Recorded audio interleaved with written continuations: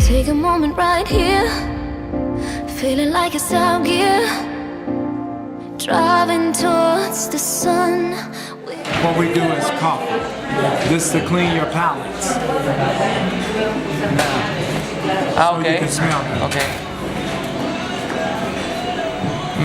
So when we have special clientele that come in and want some additional privacy, we can provide a kind of a private showing for them of our products. So especially if there's celebrities or anybody that wants to kind of keep their business private, they can come back here through a separate entrance. And we have 3 of these rooms, but again, they're not used very much.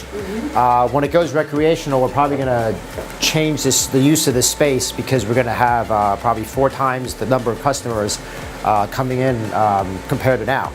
Alrighty guys, so we made it from the greenhouse where the behind the scenes of the production of the medical marijuana is created, it's trimmed. We had this special exclusive access for that from, thankfully, to Dr. Shea. And we are now here at the actual dispensary shop. It's called the Apothecary Shoppe dispensary. And we're having the pleasure here to have with us Dr. Spardos. Thank you for having us here with you. Thank you for having us. How are you doing today? I'm doing great, thanks. Good? Amazing. We're all good. Tell me a little bit about your background. How is your life? Where do you come from? I'm Greco, for the Hispanic audience. My family immigrated here in the 1900s. I'm first generation born an American. Oh. And my grandfather and his boys came, and all of them became doctors, and now there's 23 of us, counting my daughter. Yeah. What was the process to get you from there into this type of industry, this medical marijuana type of scene?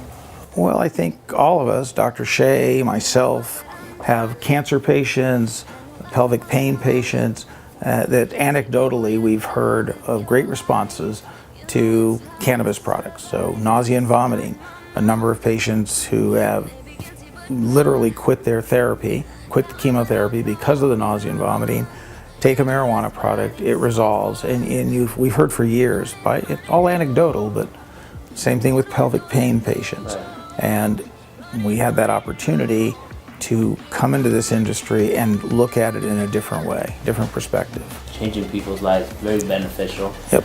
Awesome.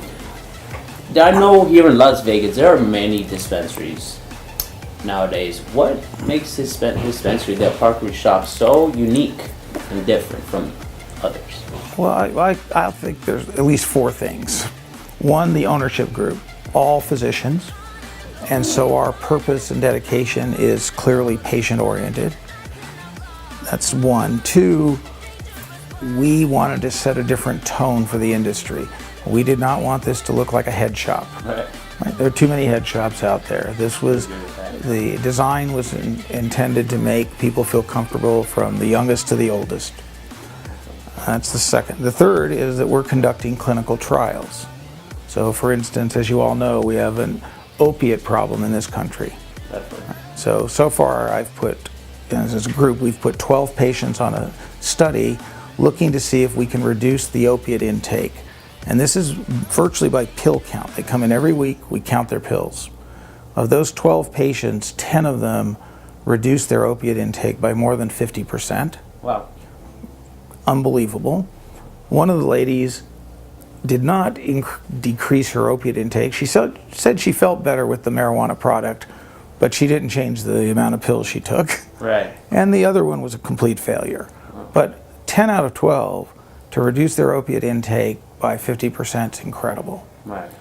We've also started a randomized trial for patients on chemotherapy to reduce their nausea and vomiting. And we've just started accrual in that.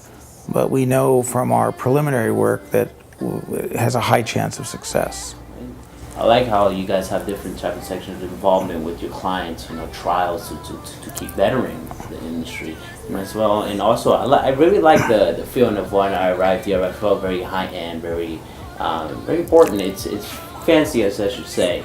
It's a very quality and unique type of shop. It gives you definitely different feel when you step your foot in. Well, and we don't actually, that quality and the high end, that doesn't mean we charge higher prices.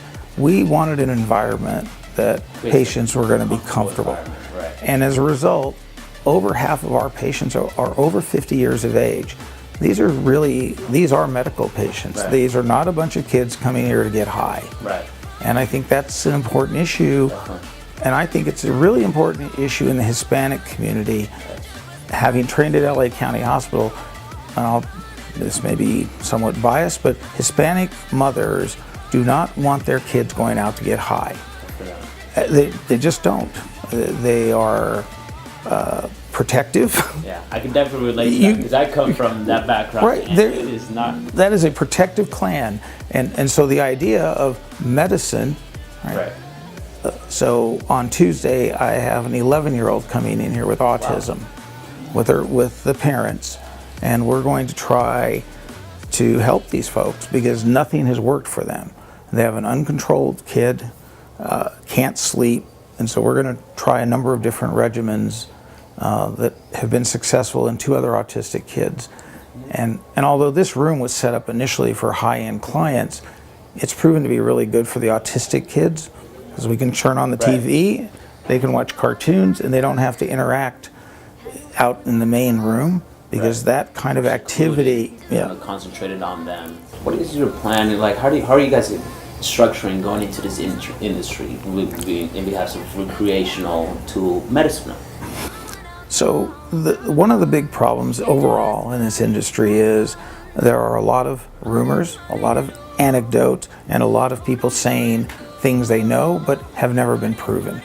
Right. So what our goal is to actually show, and you met the head of our lab is Ian, who's a PhD in chemistry, and what our goal is with him involved is to actually identify the actual biochemical profile of the ingredients in a cannabis plant and attribute that profile with a certain effect. Right now, you come into, whether it's our shop or somebody else's, and you have a concierge or a bud tender, a term we dislike, saying that this is going to work for A, B, or C. They don't know that. Yeah. They're guessing. So we want to take the guesswork out. I guess I would say that's our plan. Right. Outstanding. I want to get into the clients. Have you seen a very wide variety of range from maybe you've had celebrities, maybe you've had, like you said, an 11-year-old, you have a patient that's 11 years. That's quite a range from 11 to, where would that end? Well, the celebrities, we can't mention their names, but yes, we have a celebrity clientele. We have a wide range. This location provides for a wide range of clientele from professionals to, we have a higher percentage of real patients because this is owned by 5 physicians. Other physicians in town refer real patients here. So we tend to see, we see younger patients like everyone else, but we also see truly a group of older patients who are here for the medicine. Pretty much handle a very wide range. From the age limit to the end. Awesome. What is the next 5 years about in the Apothecary Shoppe dispensary? What would you see? What would you foresee in the future for this? I think one, it's really important for the state to maintain a medical program.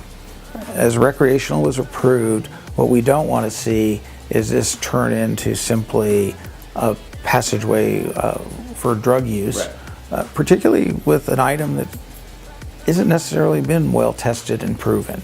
I think this gives us an opportunity to test it, and yes, it can be used as recreation, and we certainly look forward to that part of the growth in the marketplace.